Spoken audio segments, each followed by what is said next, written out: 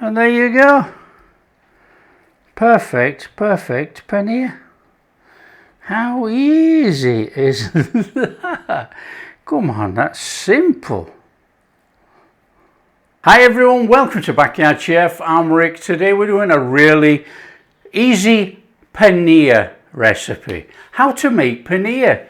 It is really simple. It's a 2-ingredient job, or you can put salt in and make it a 3-ingredient if you wanted to flavor it a little bit.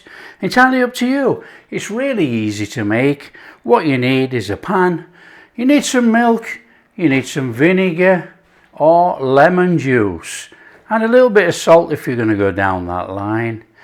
You want a cloth, and this is what we call cotton cloth or cheesecloth. It's whatever you know it by, okay? I've got this. And you want a couple of baskets. Now I'm using these baskets just because it's simpler. It's going to give me a square cheese right from the start. So basically we're going to boil the milk, split the whey, put that in there nice and flat, so we've got a square base. Put that on top to squash it square with a weight on. All the moisture comes out and we have paneer. It's simple. Let's do it. And as per usual, yellow tag milk. What a bargain. So it's get your milk in there. Now this is whole milk.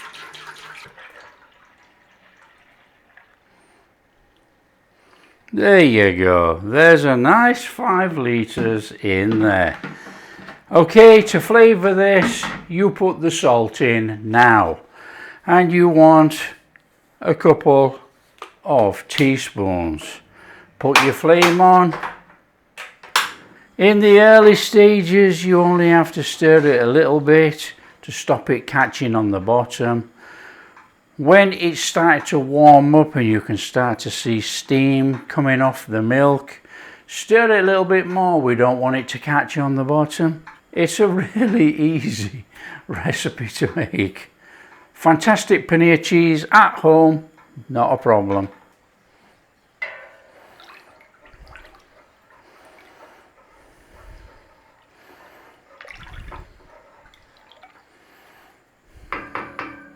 So just a little stir, we don't want it catching on the bottom. Now, milk has a tendency to be a sneaky one. It goes from just steaming to boiling over like that. We don't have to worry about it just yet, but as soon as it starts steaming on there, we have to be looking at it a bit more carefully. Now, scientifically and all the rest of it, you just boil it to 83 degrees and then you chuck your vinegar in. Me, I'm just going to look at it and chuck my vinegar in.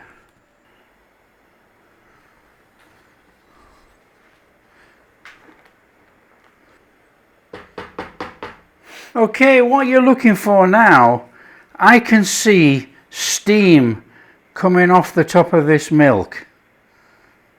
You can see a little bit of steam and it's starting to bubble.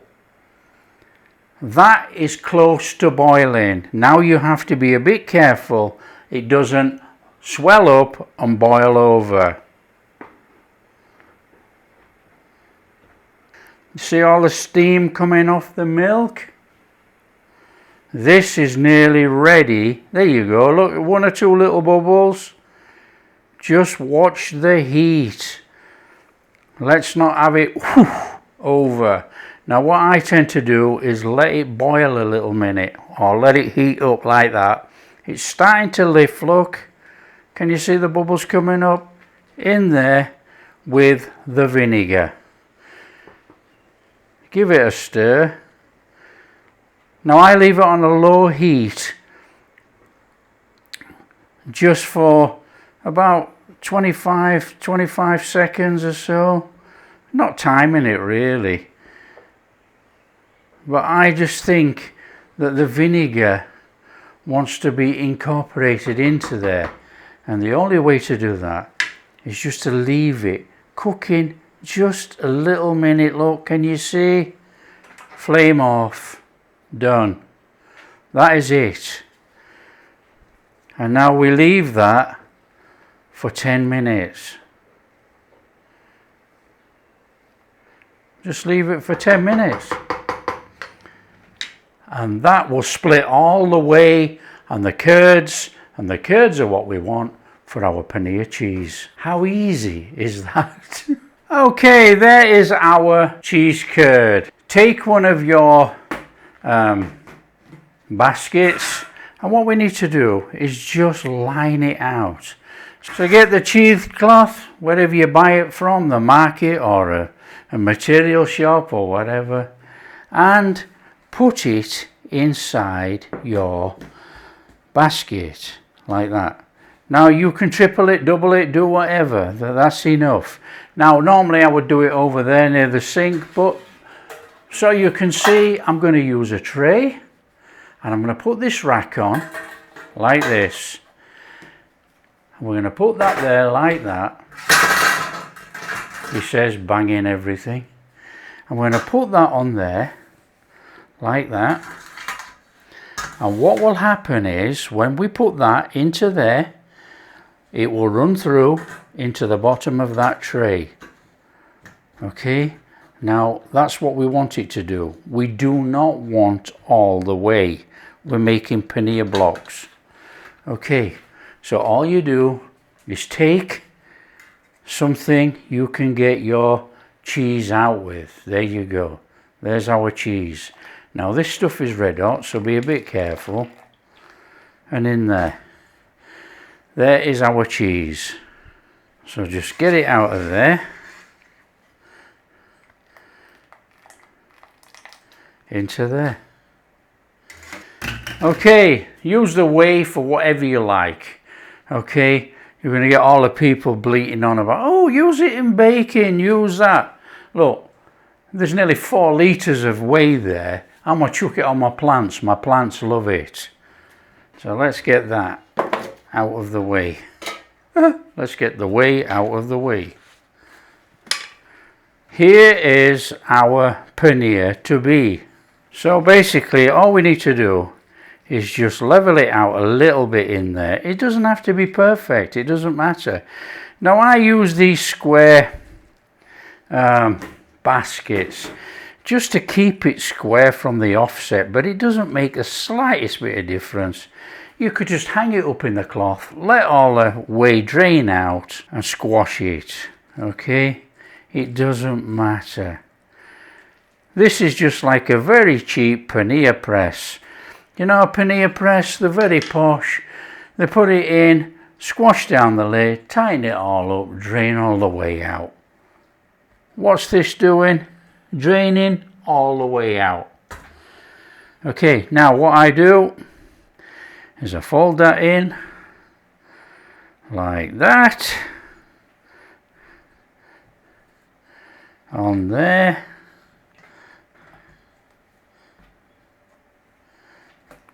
I take that, I put that in there, and if you can see, if I squash this, look, more fluid comes out. So that is already keeping it square. I take a little board like that, and we put something heavy on here. Put a weight on of any description, it doesn't matter. The more weight you put on, the firmer the paneer. Now I've got a bowl of oranges here. This weighs about 6 kilos. That'll do. That's on there. Take no notice of the oranges. We make orange juice. So that is draining the whey out. Now you leave it for about an hour and you've got fantastic paneer. You know, you don't even have to go that long. The longer you leave it, the more whey comes out, the more solid your paneer will be. That's it. So we'll leave it, let it cool down, and we'll have a look at the finished product. Okay, I've been waiting about an hour actually, not much longer than that. I'm going to remove my weight, my oranges, and we're going to get in here. There we go. So that is our paneer there. There's some more whey in there, look. Now here's the thing.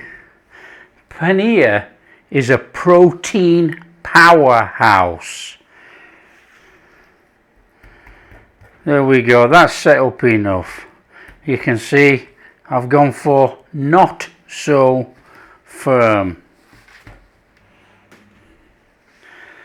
That is our paneer there. So just turn it out onto your board. Nice and straightforward. There's our cheese.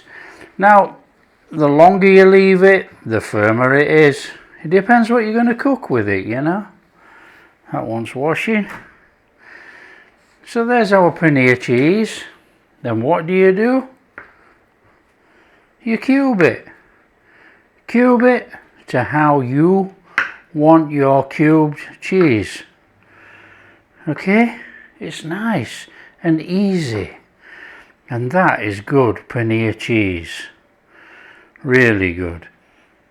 Now, if you wanted to really take off the sides and make it look perfectly square, feel free. You know, that is a fantastic piece of paneer. So we got all these knobbly bits on here, look. Our knobbly bits from our basket. But not to worry. So you can neaten off the edge if you wanted to have perfect squares. But don't waste that. That is good paneer. So just through there like that.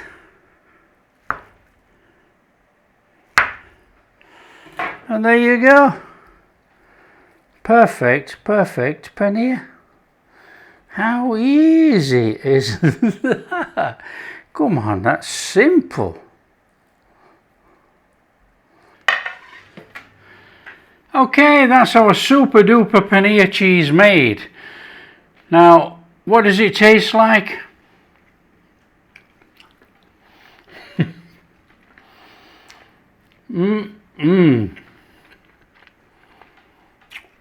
Beautiful. Absolutely beautiful. First class paneer. Now I've gone to make this a little bit soft. Squash it more, leave it longer. Firm paneer. Up to you. This I like because it's crumbly. It's firm, but it's crumbly. So, you know, it can be used in anything. Curries, you can mash it up and you can put it in scrambled egg. Oh, in wraps, anything. In a salad. Delicious. So many uses for paneer. And it is so high in protein. Really high in protein. Really good for you. So if you like what we're doing, don't forget, share with your friends, tell them how easy it is to make paneer. Now, the thing is with storing paneer, store it up to 5 to 7 days in a tub in water in the fridge. Change the water every single day and you have fresh paneer. Paneer freezes very well. Freeze it for months. If you like what we're doing, big thumbs up, subscribe to the channel, ring that bell. Catch you in the next video.